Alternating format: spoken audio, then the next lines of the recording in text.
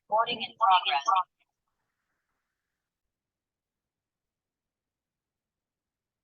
Okay, so good evening, everyone. Happy Independence Day, Happy New Month, Happy Sunday. Welcome to a new week. Thank you for joining. Thank you to Samorija, to Gift, Chinazekbere, Prosper, everyone on this call. Let me just try and get our names. Okay, to Stella, to Peter Onwadi, thank you for joining. Thank you. It promises to be an insightful session for each and every one of us.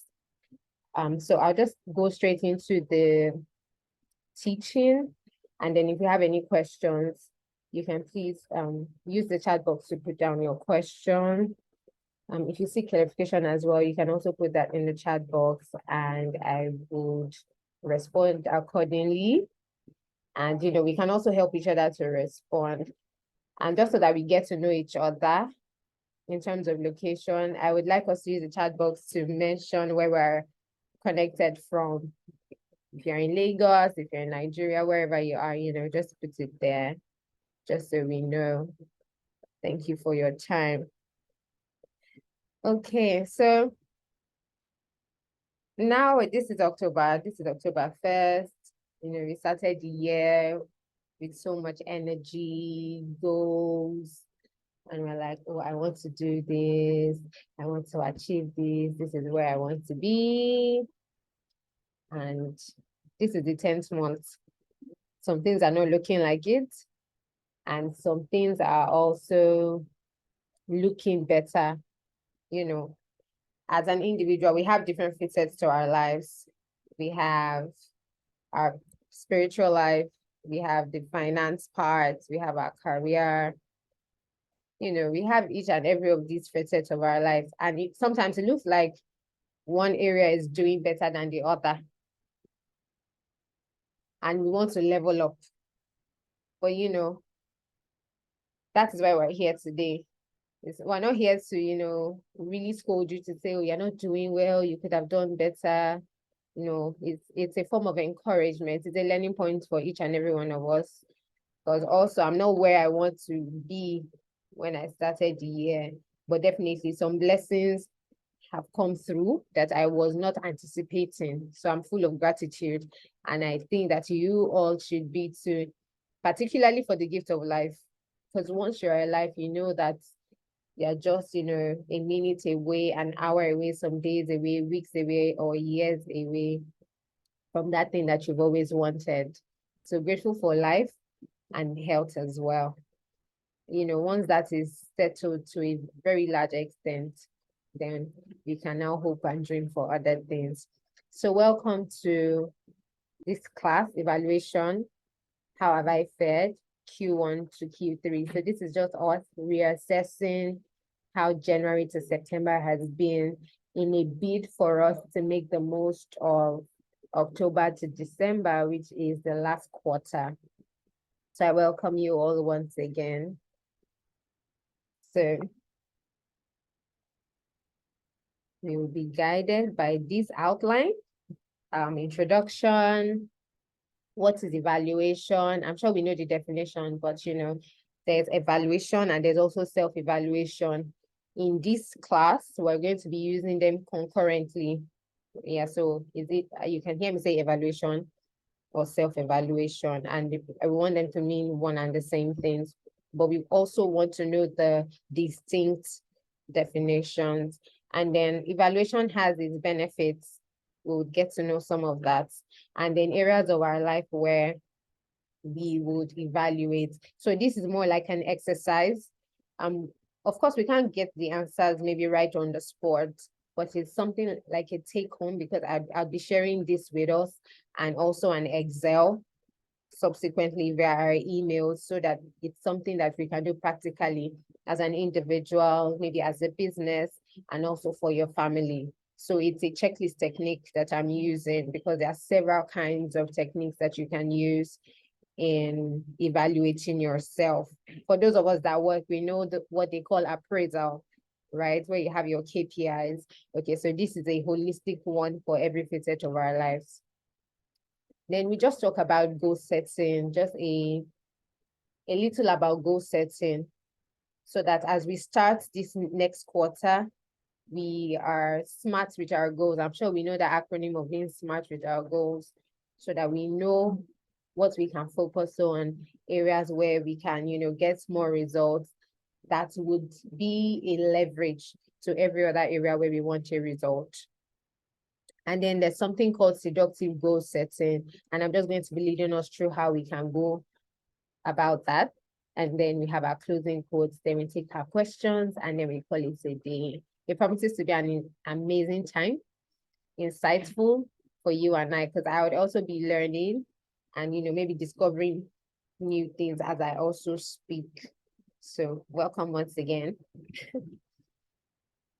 So I want to start with this quote that says that if you can't measure it, you can't improve it. And I think that this is very important, because if you can't assess using a yardstick or a benchmark, then you don't even know if you have arrived, if you have passed, or how far you are from it.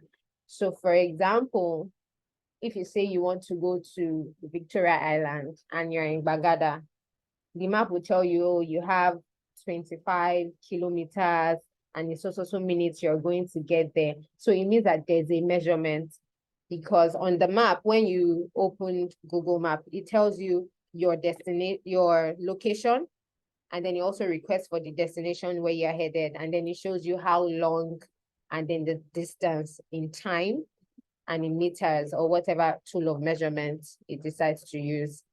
Same thing with our lives. When you started the year, I'm sure you had a certain goal to say, this year, this is what I want to achieve. And now this is 10 months down the line. You really want to measure it to say, have I gotten halfway? Did I even start at all? If I didn't start, what hindered me? Okay, what obstacles can I remove? Or who can I ask for help? What resources do I need? So this quote is from Lord Kelvin, and it says, if you can't measure it, you can't improve it. Yeah. So whatever is not measured cannot be improved, because there wasn't even any benchmark in the first place. So there's no yardstick for excellence. And then the next is, insanity is doing the same thing over and over again and expecting different results. And this is by Albert Einstein. Q1 has gone, Q2 has gone, Q3 has gone. Now we're in Q4, and you want to repeat the same strategy that you used in Q1 and Q2 and Q3, and you want a different result. It's really not possible. It's not possible. Sometimes you need to tweak something. You need to improve something. It might just require shifting or a change of mindset or acquiring a new knowledge, and then you see a drastic change. So as we start this last quarter, you have tried to achieve some things and they failed. You do not want to repeat that same strategy.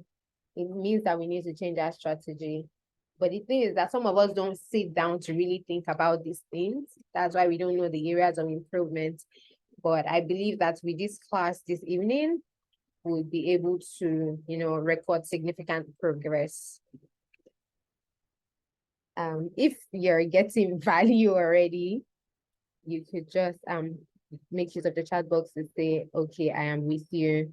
So evaluation, what does evaluation mean? Okay, it means taking stock of everything that is vital to your success in life. Now we're adapting the definition to our lives, like to personal development and to ourselves, because basically evaluation means just assessing something. This is what we want to get, but this is what we got. Why is there a difference? In layman terms, that's what evaluation is.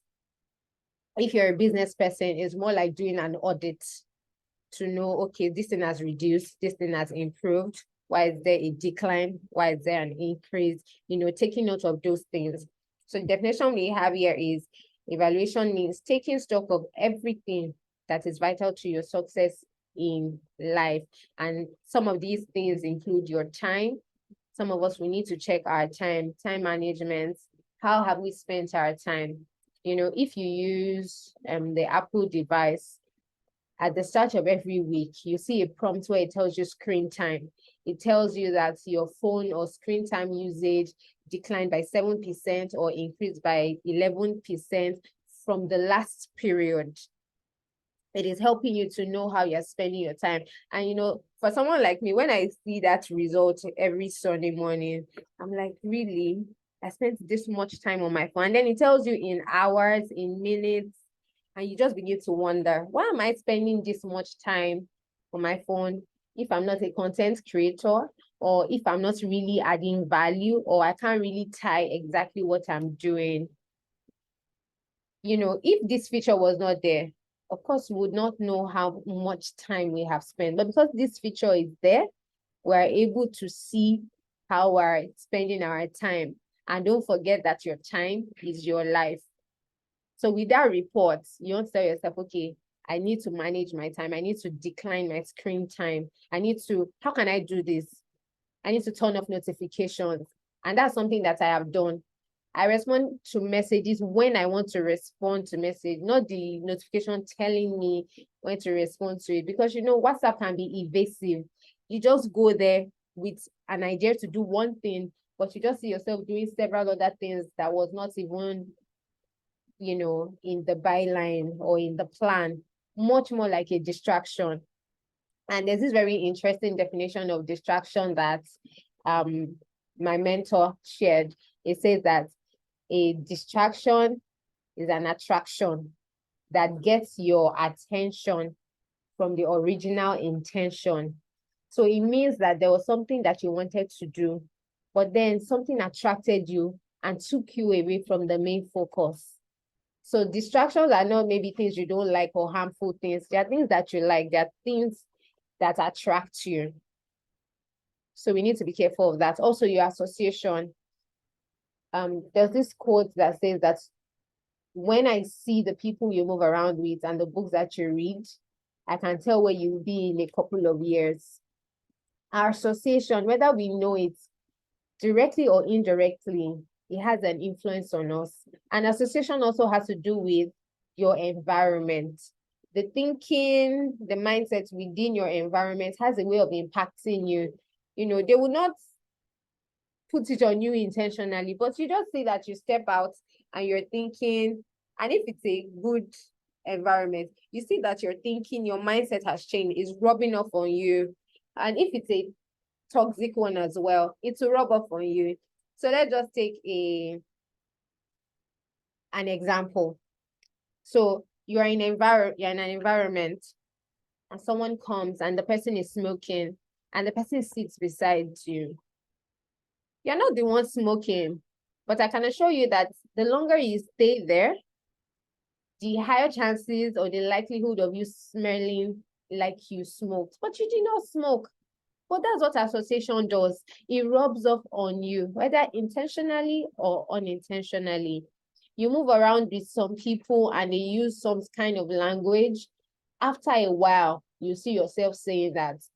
I have a colleague that likes to use the F word. And I do not like that. But I mean, we're in that environment.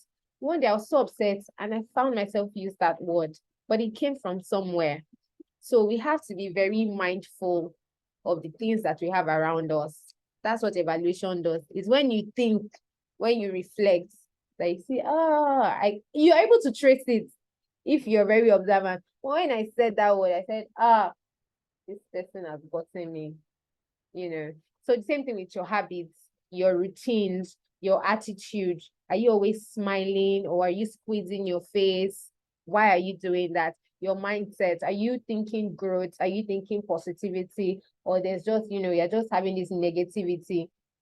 I don't know if you've had friends that when you share your idea with them, and it's a different thing where you're playing devil's advocate, where you're helping me to really think if my decision is right, than when you come in with negative energy and just saying, "I know that's not possible, it's not doable, it's not workable," and you're not giving me feasible reasons why that is not possible, right? So you also want to check your actions. Why are you acting the way you are acting? What's influencing you? Very important. And your confession. Your confession basically is the words of your mouth, what you speak, what you say, and also your dream. What kind of dreams do you have? Are they limiting dreams? Are they dreams that you don't need help or support or a lot of finance to execute? You haven't dreamt big or well enough. Welcome to everyone who just joined us. We acknowledge your presence. Thank you. Welcome to the class. So self-evaluation now, as it implies, is the same thing that we've talked about in evaluation, but now you're saying yourself, because evaluation can be done by an external party. It can be done by a third party. If you work in the financial sector, you know that every period you need to go through audits, and then you need an external firm to come and look at your books. So this time around, we're saying self-evaluation. This is you sitting down with your scorecard or your scoreboard or your sheets to say, what did I do wrong? What do I need to improve on? What do I need to start doing? What do I need to stop doing? This is when an individual evaluates their own performance, behavior, skills, or progress. Now, using them distinctively, evaluation can be a teacher, assessing a group of students, but self-evaluation would be a student assessing himself. I take my own book and I see that, in this mathematics or quantitative, I got 3/10. And I'm assessing myself. Why did I get 3/10? And I want to check. I see another person has 10/10. And, I'm sort of comparing notes for improvement to say, okay, so what could I have done differently? What did I miss? Did I get something wrong? Was something not clear? Now, this is me drilling down for my own improvement. The report I will give to myself will be different or maybe slightly close to what the lecturer or the teacher would have to say. Now, evaluation and self-evaluation have their benefits. It is a blessing. For you to be able to sit down and assess yourself, it's a blessing because it helps you to identify the strengths that you have. Okay, so I'm good in this area. I'm not good in this area. This area where I'm good, have I been able to make the most of it? Have I looked out for the opportunities? Have I maximized this opportunity? Okay, so this weakness that I have, is it something that can be worked on? What resources do I need? What individuals do I need? Do I need mentoring? Do I need coaching? Do I need to go for extra learning? If I don't take care of this weakness, what threat can it pose in the future? Because there are some weaknesses that it looks like, it's nothing, it will not affect me, it will not come to me in the future. But really, it's not true. If you're a Christian, these weaknesses are some of the things that we'll tag as little foxes that spoils the vine. And like my pastor would always say, if you plan to fall, don't bother to rise, because your fall will be so great and it will be filled with shame. So if you know that you have a weakness or something that you need to work on, begin to work on it now. Now where you don't have that big name, you can make a mistake and then the world does not know. Instablog is not carrying it. Gistlover is not running after you. Work on it now. Don't get to the top, the apex, the zenith, and then, be affected by that. It also helps you to set better goals. If you set a goal and you evaluated it, for example, you have a savings goal where you tell yourself that for the year 2023, besides saving my life with the help of God, I want to have 2 million. And this is October. And then you see that, oh, wow, I already have 2 million. So it means that you can stretch yourself. You can do better. You can, set a bigger goal. It also helps you to track progress. For example, if you're running maybe 100-meter race or something, you can, if you check the markings on the floor, you see where it says, 10, 20, 30, it helps you to track progress. If you are slow, you would know. If you are going fast, it would also help you know. So if you need to make adjustments, if you need to double up, for example, if you've not saved 2 million, say you saved 500,000 naira, and this is October already, and you just have 3 months to go, you know your run rate is higher, 1.5 million in 3 months. It means you need to do 500K, 500K, 500K to meet that 2 million naira goal. But imagine you say 500K in 9 months, and you need to, you know, run at this rate. It helps you know if it's feasible or not. So it helps you track progress and make adjustments. So why did I say only 500K? Okay, I made improvement to my academics. Maybe I got an additional certification, or maybe there was an emergency in my family, there was flooding or something. But evaluation helps you to know the root cause of a matter. It also helps you to be confident and self-aware. So when someone comes to you and is saying, look at your peers, look at what they are doing, you're not feeling low of yourself. You don't have a problem with your self-esteem because you're working with a plan. You have evaluated and know that I'm right on track. I am right where I'm supposed to be, and I'm making the most of every opportunity. So someone cannot just come and tell you, look at your mates. You can as well tell the person, some of my mates are dead. So don't let anybody put you under pressure, right? Then, you know, improve your overall performance and outlook eventually. These are some of the benefits or evaluation or self-evaluation. And, you know, for parents, this is also very useful for you and your kids. As you do self-evaluation for yourself, then do evaluation for your kids as well. My kid is this age. I'm looking at their vocabulary. Is there an improvement? Is this what they're supposed to be saying? What are they supposed to be watching? Is this school making a positive impact on them, or do I need to make a change? You know, at this time is very crucial, because what this class aims to do is to help you make the most of this last quarter and then prepare better for the other year. You know, you don't learn how to shoot a gun in the battlefield. It's before the battlefield that you learn. So this is that period where we can prepare well for a new year and for the subsequent months. And I hope and pray that God would help us. Welcome to everyone that joined us as well. I see some people. So I came up with a technique and a checklist that I think can help us for the different areas of our life. Please don't be overwhelmed. You know, it's Excel. It's just something that, you know, I created, and I think that will be useful for us, because this is also one of the ways that I try to evaluate myself. Of course, you can't be too serious, you cannot be too hard on yourself, but then time is also not waiting for you. There are some things that you need to achieve at certain times in your life. You know, there are some goals that you achieve at 27 and people clap for you. I'm like, wow, you're doing great. And then you achieve it at 70 and it's expected. But why wait till 70, what you can do now? So this checklist is just to help you make the most of it. And, you know, we have different headers here. And you can keep fine-tuning it, because when I started creating this checklist, it didn't start this way. In fact, it was also preparing for this class that, you know, brought about 4 additional columns. Initially, it was just what I want and what I have and why.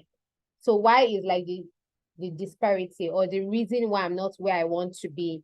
So if I say spiritually, I want to have a certain kind of depth and knowledge with God, I can know if I'm there already. And if I'm not there, why? I'll be like, okay, so I had to always wake up very early.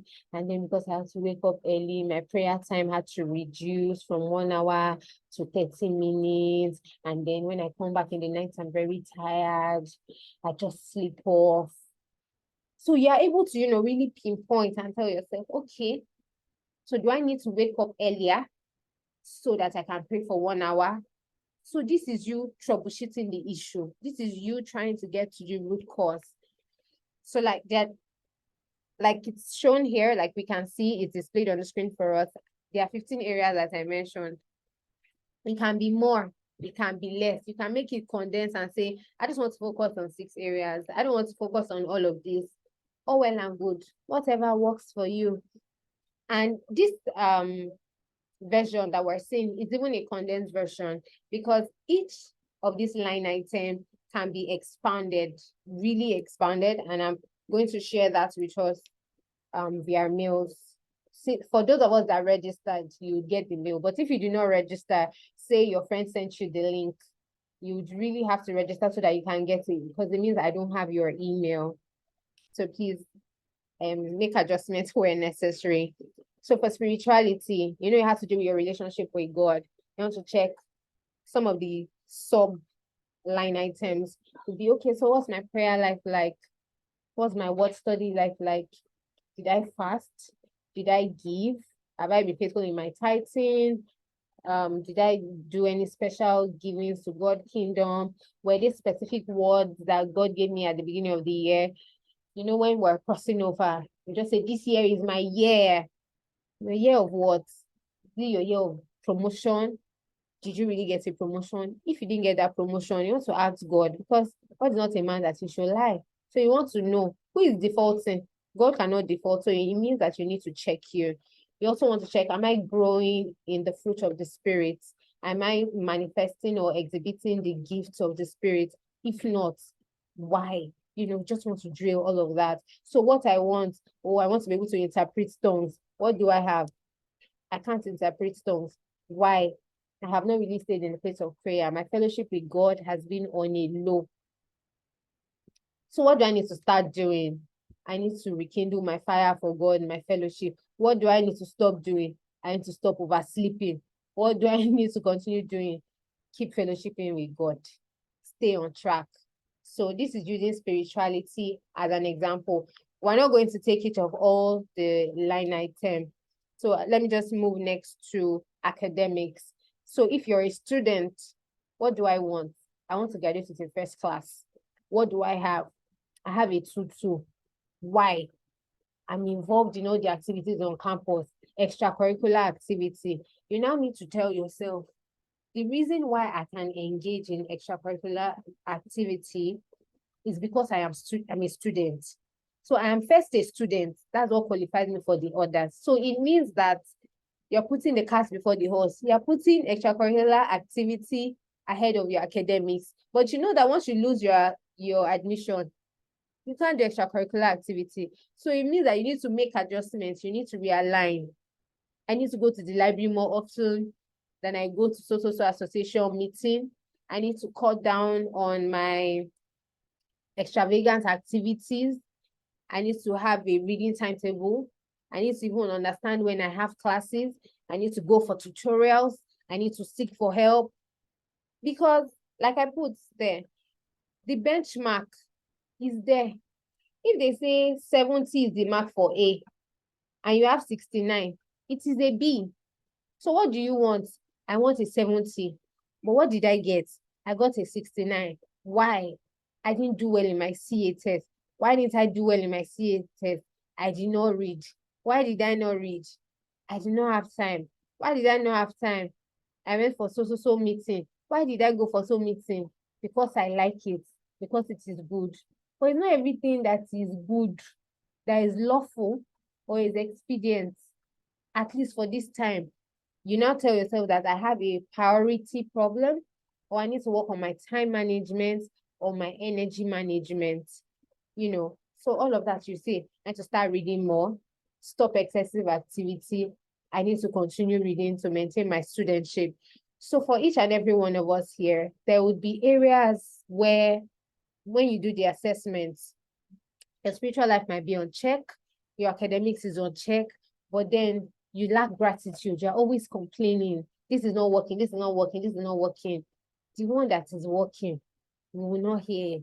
So you want to really check yourself. My relationship with my family, you are close to everybody outside. But when you come inside, you're not close to your kids. You're not close to your spouse. You're mismanaging relationships. You're not managing the opportunities that have come through the different relationships. You really want to assess that. For some people, it might be money. When you check how much has passed through your account this year, maybe 10 million, and in your savings, you have only 500 million. What's the problem?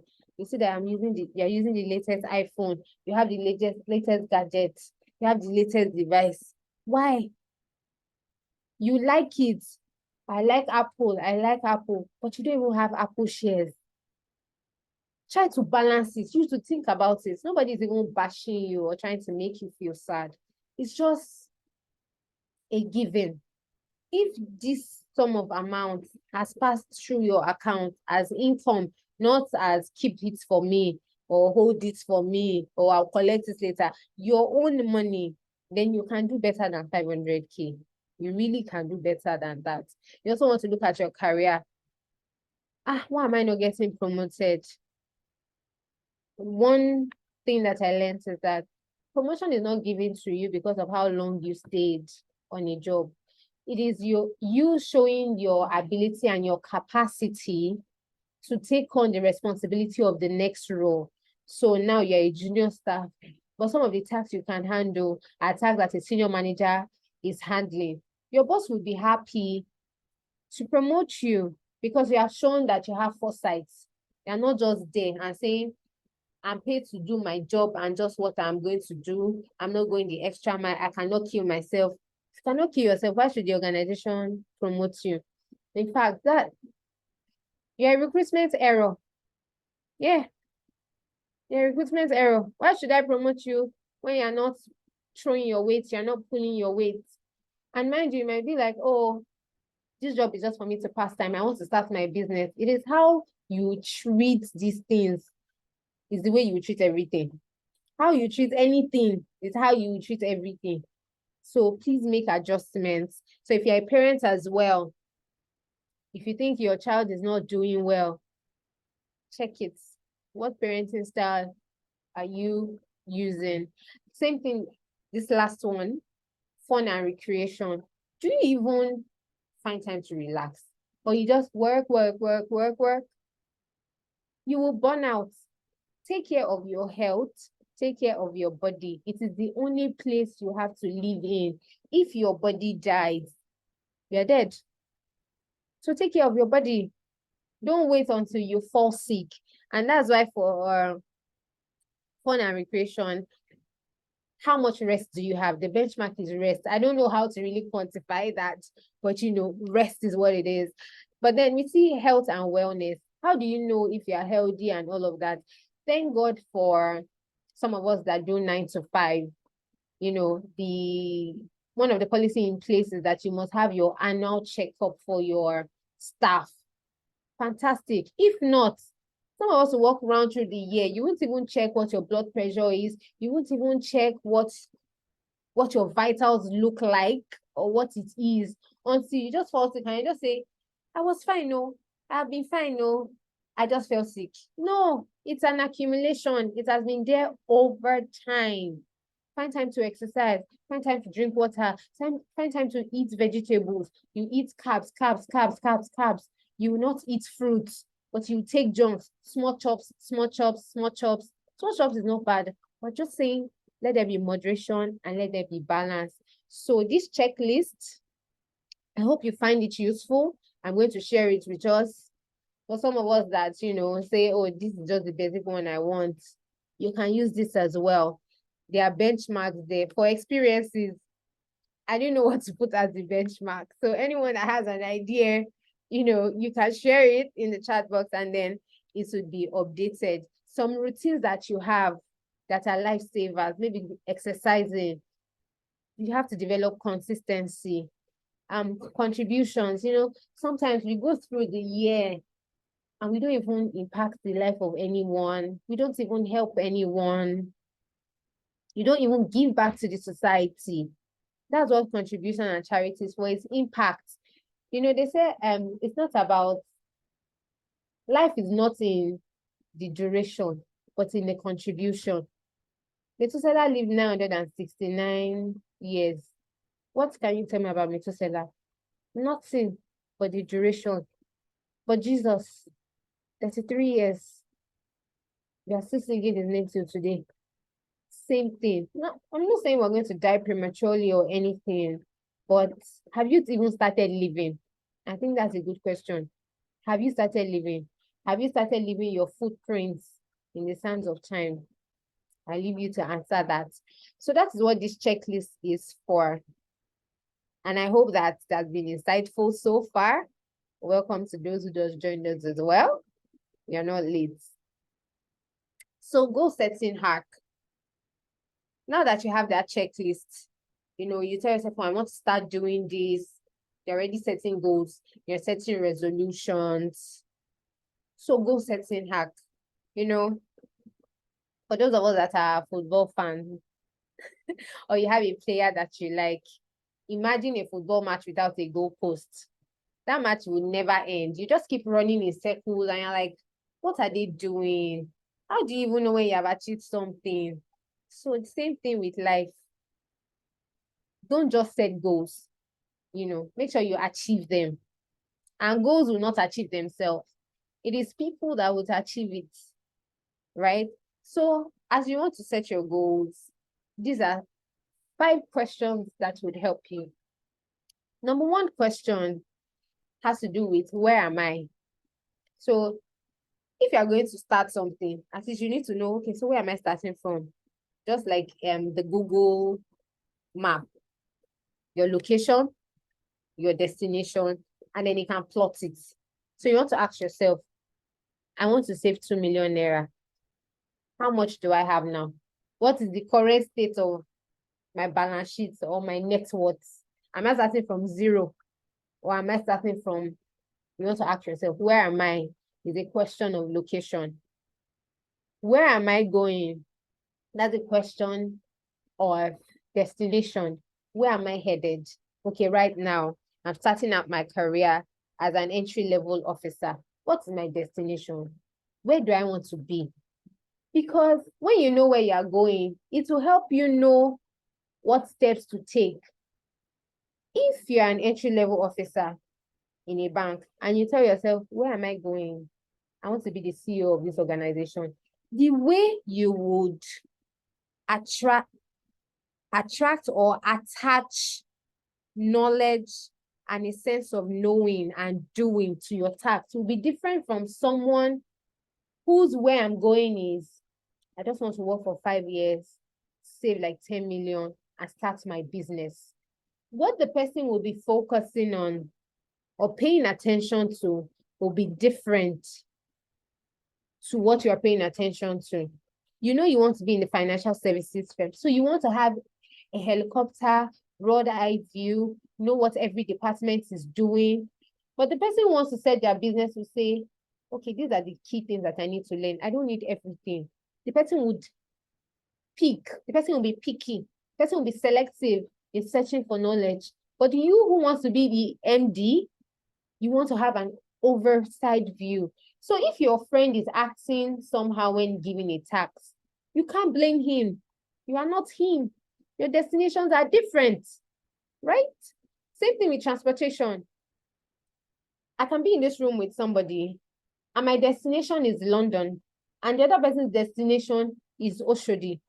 The person can afford to take a bus and the person will get there and the person has achieved and fulfilled what he or she wants. But I want to go to London. If I take a bus, when will I get to London? I might die on the road. So it means that I might not necessarily have to start some things when some people are starting it, because that moves us to the next one. How will I get there? If I'm going to London, the best way to go there is by flight. So I cannot compare myself with somebody who has embarked on a journey but is just going to Oshodi. Oshodi requires how much? From where I am, 200 naira, and requires a bus. I want to go to London. Maybe the cheapest ticket is 800K. So I'm saving. And somebody comes and say, look at your friend has left and you have not left. You can't be bothered because your destinations are different. Your targets are different. So people can say, but you will not be bothered. How will I get there? Is a question of the vehicle that you're going to use. If you're going to go to London, do you want to go by road? Do you want to go by air? Do you want to go by sea? Do you want to trek? Those are the things that you're going to be thinking about, that, okay, so these goals that I want to achieve. I say I want to be a chartered accountant. If I don't fail in any exam, if I don't miss any giants, I can be a chartered accountant in 3 years. How will I get there? I need resources. Resources to do what? To attend a tutorial, to pay for exams, so that I don't miss any giants, so that I can achieve that goal in 3 years. Same thing for university. You know that this course is a 4-year course. I don't want to have a carryover. So that's why I'm reading the way I'm reading, so that my 4 years is 4 years, except something happens outside my control. Then you know that you've given it your best, but it just didn't turn out that way. And you won't feel sad. It takes us to the next question. What do I need? What do I need has to do with resources and tools. What do I need? If you're going to climb Kilimanjaro, there are certain things that you need. Because the higher you go, the oxygen level there, is different. So that's why if you're going to climb Kilimanjaro, you don't just wake up and say, I want to climb Kilimanjaro. No, you would have been exercising, you have a routine, you would have done some breath controls, different things that you would have put in place because of where you are headed. So there's some resources that you are getting now. For example, some professional certification that you're getting, and your parents can't understand, or your friends and family can't relate. They're just telling you, they're just reading. We're not seeing the money. There's a time for everything. Now is my seed time. My harvest time is coming. When rain wants to fall, sometimes we see that the cloud gathers, and then you know that, okay, it looks like rain wants to fall. The same thing, where you're going is ahead, but you need things to get there. So what are those things? Can you identify them? And they are different to each and every one of us. Sometimes they might be the same, but our status might not allow us to achieve it at the same time. I want to buy a car. I'm single. My friend wants to buy a car, married with 2 children. I might buy the car first. Doesn't make him a failure because he's meeting other obligations, but he would eventually get the car. That's why we're talking about you understanding your journey, your race, as you set your goal.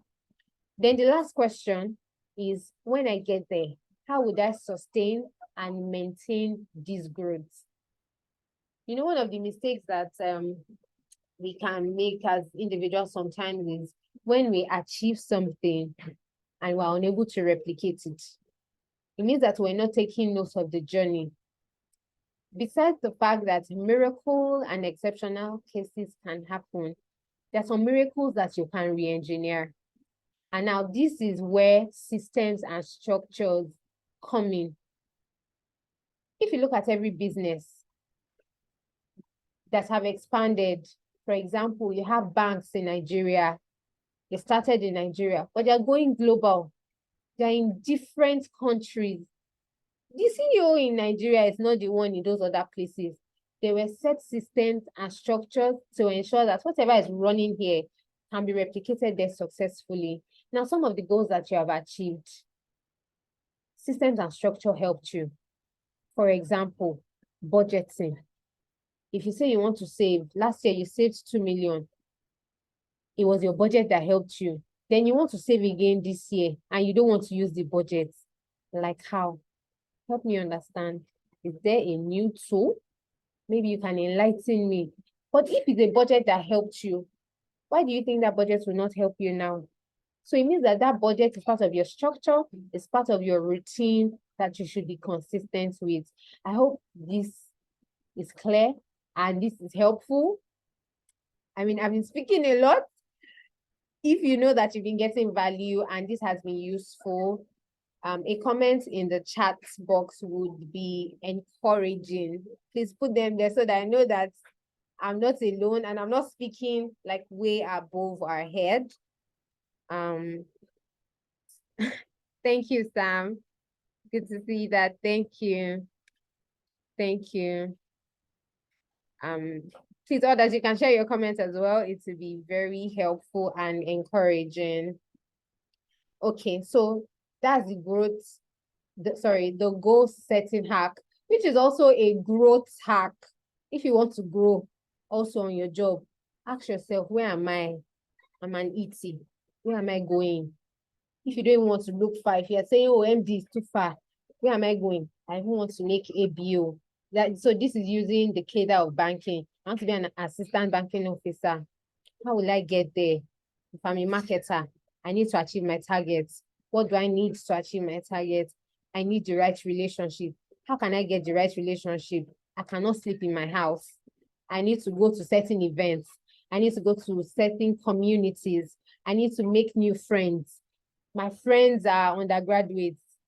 They are good people, but they can't take me far to the next level. Who do I need? I need to associate with senior managers who might have smaller clients and they're looking for who will manage so they can push them to me. You know, as you begin to think like this, you now know, okay, so this is where I need to be. There's this event, I need to go there. As much as I want to sleep, my favorite club, Liverpool, is playing. They don't know me. I only buy the jersey. They are not impacting my life. Is there a Liverpool club where I can meet people physically and make money from them?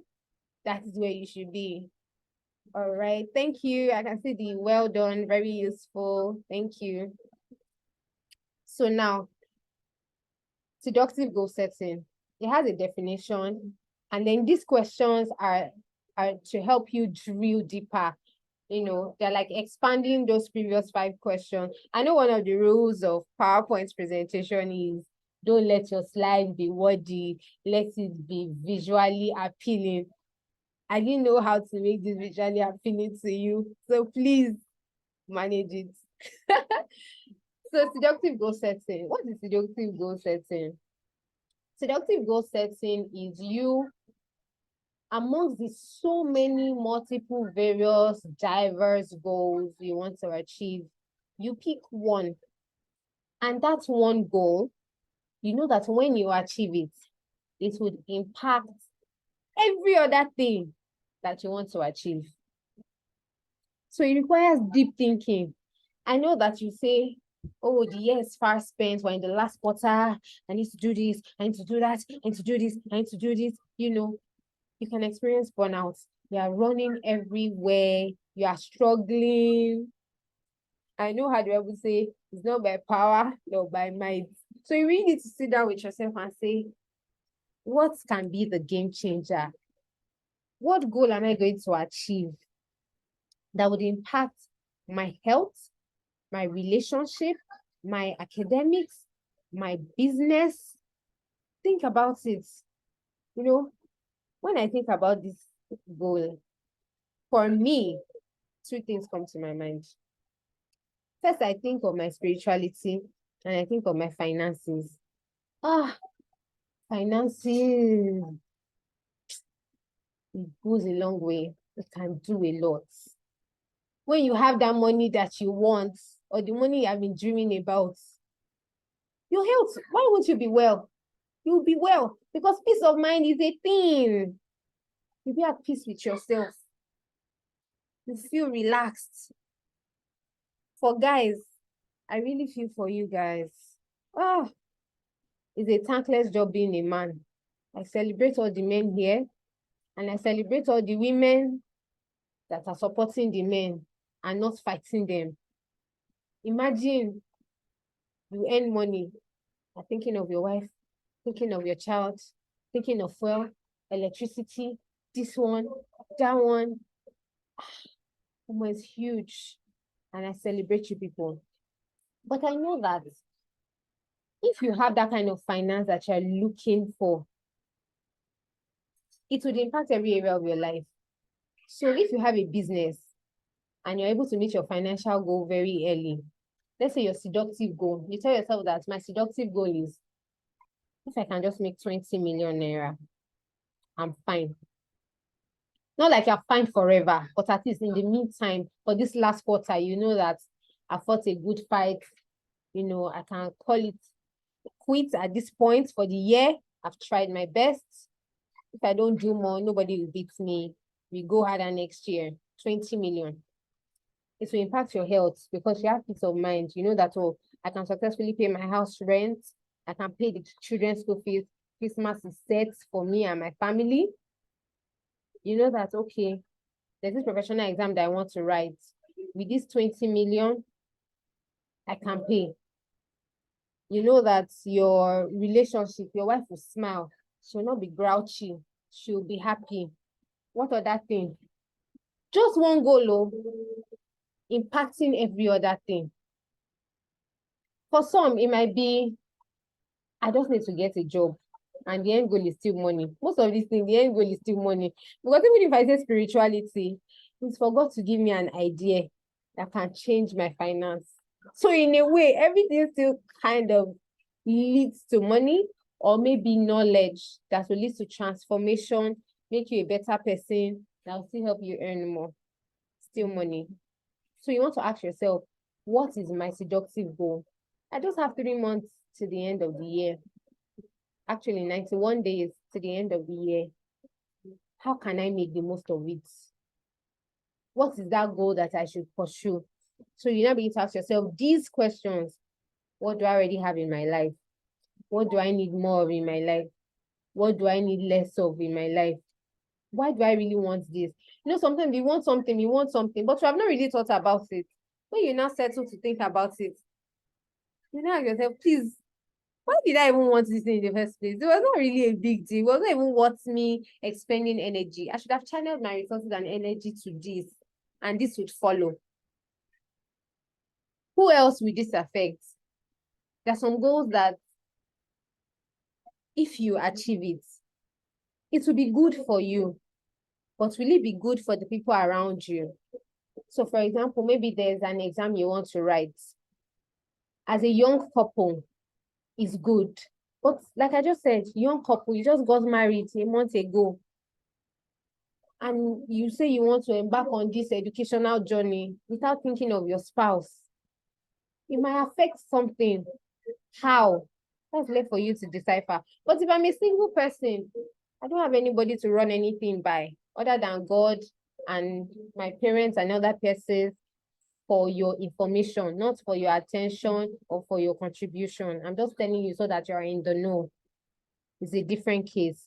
Okay, now that I know that it will affect something, what will I do about it? Should I defer it?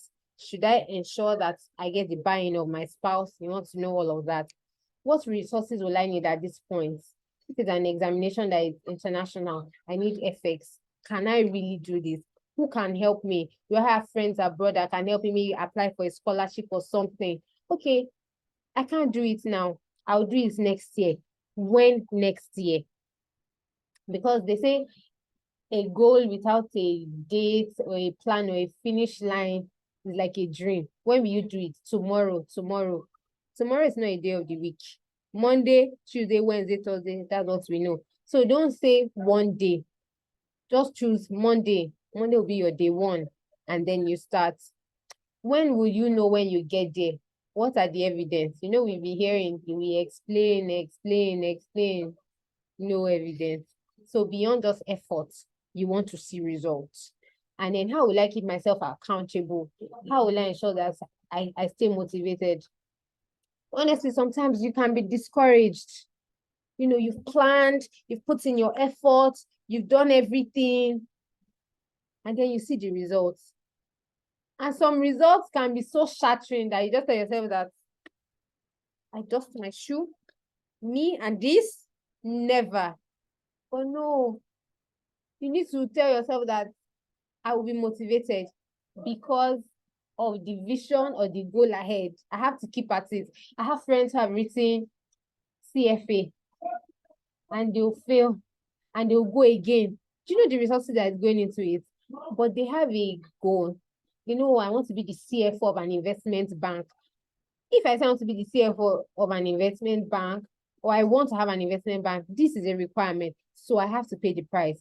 So we fall, we go again. But then you have to evaluate. That's why we have this class. Why did I fall? Did I start preparation late? Could I have started earlier? What should I do differently? that's where that slide will now come. It tells you the how to go about it. I hope this seductive goal setting has been clear, and I hope you find it useful. And in closing, we're here already.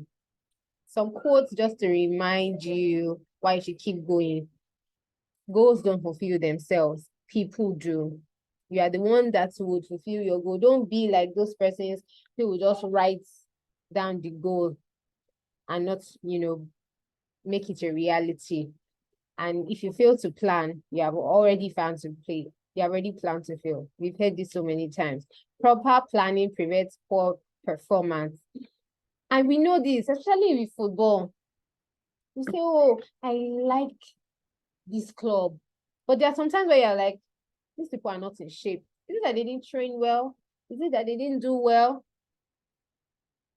And then we see the fact that a football match is a team does not mean that it's everybody that is shining. That's why we have particular names. We're always calling, oh, Messi, oh, Cristiano Ronaldo, oh, Mbappe, oh, Thierry Henry of those times, oh, Ronaldinho, oh, Eto'o, oh, Drogba, oh, Maradona, oh, Pele. You mentioned this name because these are individuals who have told themselves that I'm going to stand out even if I'm in a team.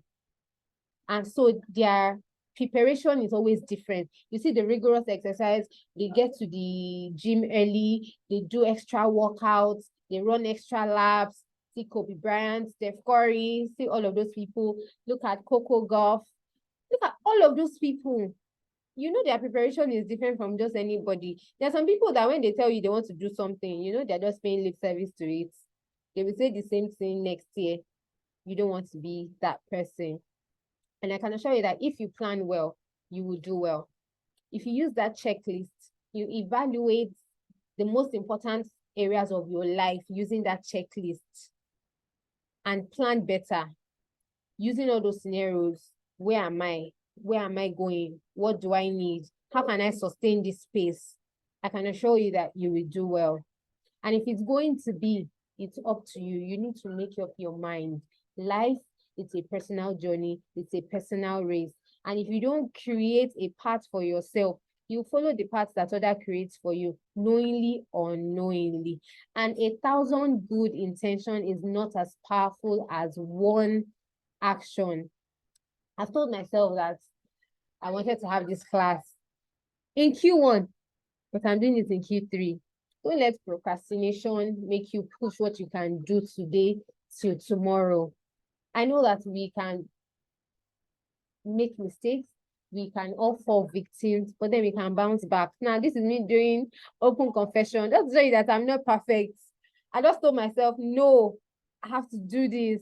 Even though different obstacles came last minute, no, it won't work, it will work. No, we just have to keep going. It doesn't have to be perfect at first. It is when you start that you will see what you can adjust and improve. So please start. And it is the truth that you know and practice that will set you free. Not just the truth that you know. You have to practice it. You have to put it to use. And I can assure you that you would have a glorious Q4 and a better 2024. Thank you to everyone who joined this class, who has listened so far. I do not take your time for granted because time is money. Time is that resource that you give and you cannot get back. So I want to thank each and every one of us. If you have any question, please, you can use the chat box. And if you can unmute yourself as well, please do. And I'll be happy to answer the one I can answer. The one I can't answer, I'll tell you that I'll get back to you. No one is an island, and anyone who can help us answer the question can as well. So this one, I'm not seeing any question. It's like it was perfect. Okay. I see one question say, how often should evaluation be done? The truth is something we can do daily. Because when you do it daily, it's not going to be on a large scale in the end. You know, there are some, let me put it this way. Different areas of our life should be checked periodically. There are some things you need to check daily. There are things you need to check weekly. There are things you need to check monthly. And then there are things you need to check annually. Right? So evaluation is a lifelong thing.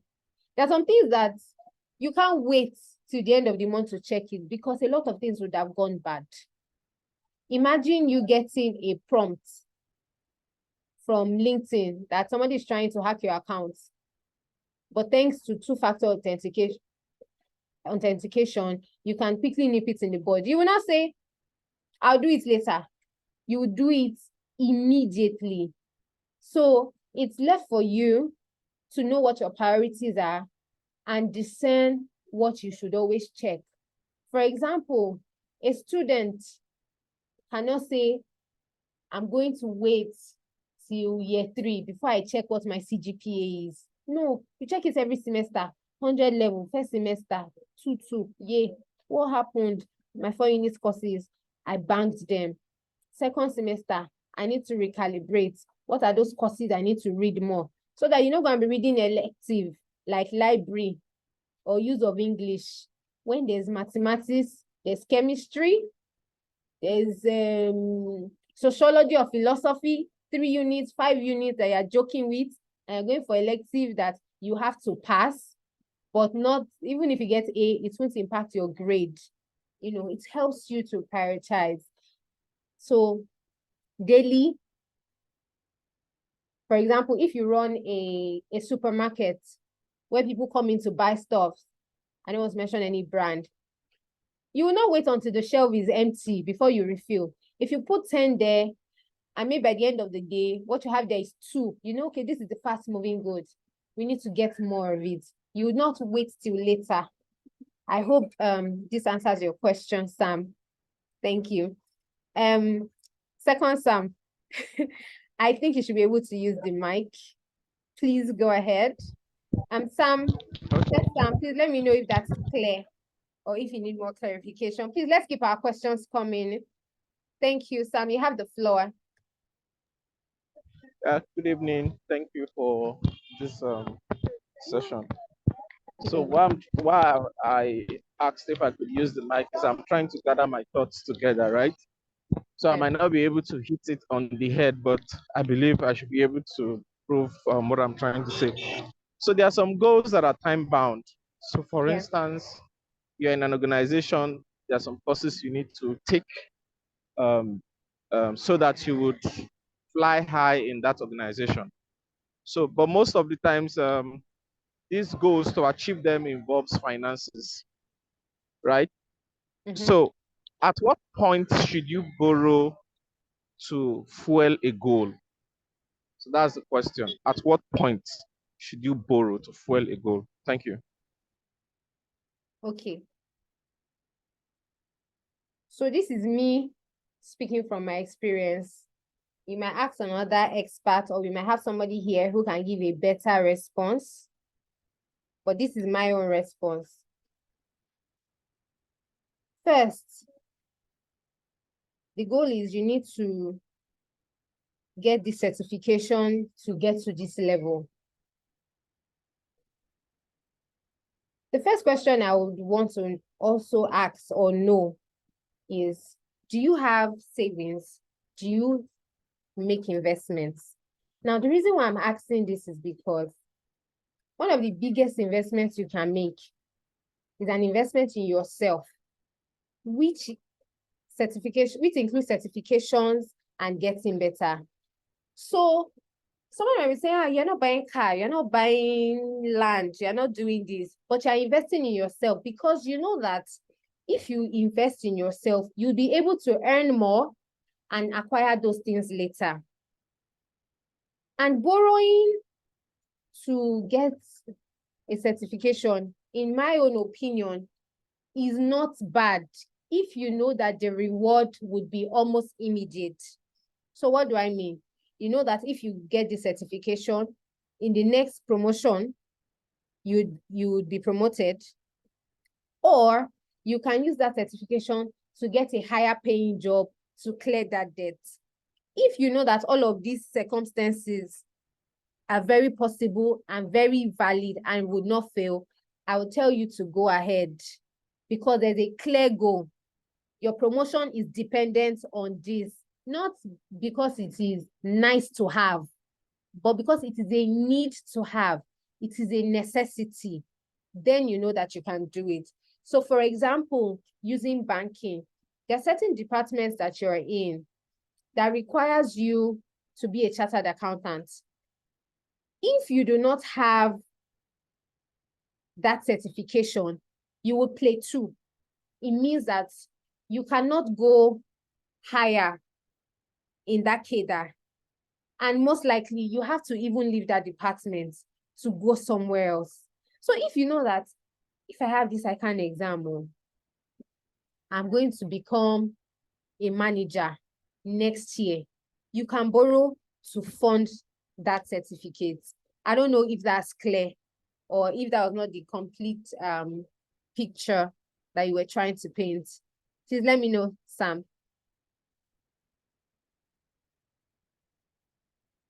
Sam, are you still with us? Yeah, it's clear. It's clear. Thank Okay. you. Okay. Do we have more questions, or are we shy? You can ask directly or privately if you don't want anyone to see your name. And don't worry, I won't call your name. So you can ask privately. I would respond. Please don't be shy. Oh. And you don't even know, your question might just be helping somebody and also helping me also to think and improve whatever class or thing that we're going to be doing eventually.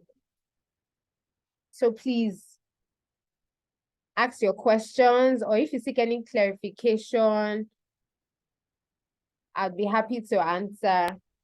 I think it has been a very useful 1 hour. I think I have a comment. Okay, please go ahead. So it's on the question I asked. Okay. So most times feel borrowing is bad. Like for instance, because I believe we are all believers here. As a believer, you're not supposed to borrow anything that God cannot provide. You shouldn't engage into. So most of us have that idea. For instance, there could be a mortgage, maybe a mortgage house or so that will require one to be paying some percentage of his salary. But because it includes debts, like, no, I'm a child of God, I'm not supposed to be borrowing. The Bible does not say I should borrow. No, we've had those wrong teachings and ideas. But just like you nailed it. It's not wrong to borrow if you're actually wanting to invest into something. So because for some people might not even have such monies to go for some courses, but having like a mortgage or a borrowing system could allow you to achieve it. So long it's for investment, I think is something that we should engage with. Thank you. Thank you very much for that. Very insightful. Okay, Sam wants to say something. Oh, there's a okay. Okay. Sam, please go ahead. All right. Thank you for today's lecture. I just want to say something as regards what Sam just said now. One of the reasons why Nigeria is a backward nation is because we don't have good debts. If you go to same countries, there's what they call credit system, and it allows citizens to be able to leverage their future income to take advantage of present opportunities. So, like you said, it is a wrong doctrine to think that borrowing money is a sin. God will provide for you through people. Some people will give you, some people will borrow you. It's just for you to know which of them is a good debt and a bad debt.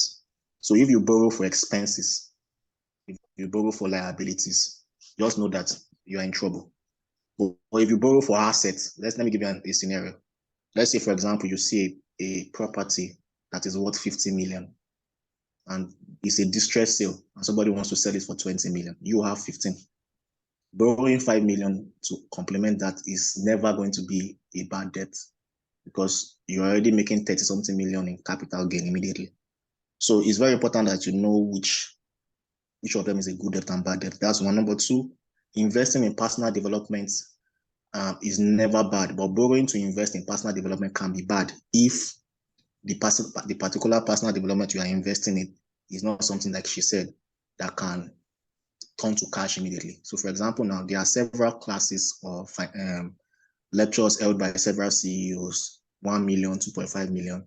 At the end of the day, it's just what you learn. If you cannot implement it, you will not be able to use it. So that kind of thing, if you are borrowing for that, might be a mistake. But if you are borrowing to get a certificate that can help you leverage in the career market, to move to a better job, do the maths. How much is the cost?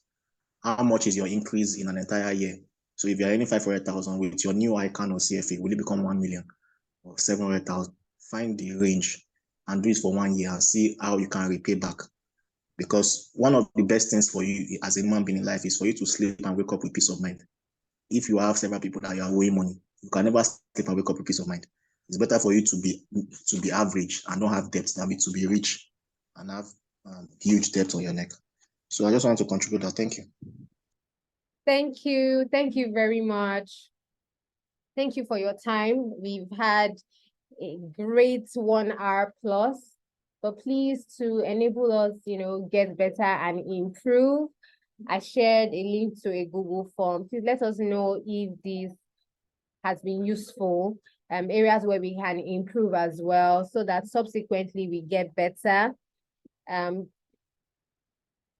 reason why we're doing this is because sometimes we think, oh, I'm young, I don't have something to share, but our experiences are different. And it will surprise you that what you have gone through, someone else is just going through it and would need your wisdom or would need your experience to navigate that period. So please, wherever you find yourself, whoever you can help, please shine the light. So please fill the feedback form. The link has been shared, and I can assure you that it can only get better. So today we spoke about evaluating, the past period for a better Q4. So next week, we'll be having this class again next week, but not on evaluation. This time around, we're going to be sharing on a topic that a lot of people don't even know where they fall. It has to do with self-esteem. So we're going to be speaking about self-esteem and dwelling a bit on imposter syndrome. Some of you think that, or some of us think that we don't deserve where we need to be, that it was just luck, and very soon they will soon see that we are a fraud, But the thing is, you are deserving of whatever it is that you've achieved. You deserve it, you've earned it, and you need to keep your self-esteem healthy. So I look forward to seeing you, each and every one of us and our friends, next week. Details will be shared as well. And I would share this slide with us so that you can also teach other people, be a blessing to other people. Thank you very much. And God bless you. Have a wonderful, wonderful October. But the good thing is, I won't miss you so much because I'll see you next week. So if you are going to be seeing me next week, can I see your reaction in the chat box to say, okay, I'll find time, I'll be there, I'll make it, I'll create time, I'll tell somebody about it. Thank you. Thank you, everyone. Thank you, everyone. Thank you, Ima. Thank you. I think cumulatively we had 15 to 20 people, and this is very good. And, we return all the glory to God. Thank you. Thank you all. So let's go and make the most of the month. Are you ready? Are you sure you are ready? If you're ready, then let's go. Thank you. Have a wonderful, wonderful day and week ahead. Bye. Thank you, Dio. Thank you, Prosper. Thank you. Thank you, Ima. Thank you, Sam Orija. Thank you, Oluwadari Samson. Thank you, Ima. Thank you, everyone. Bye. Except we want to put on our camera for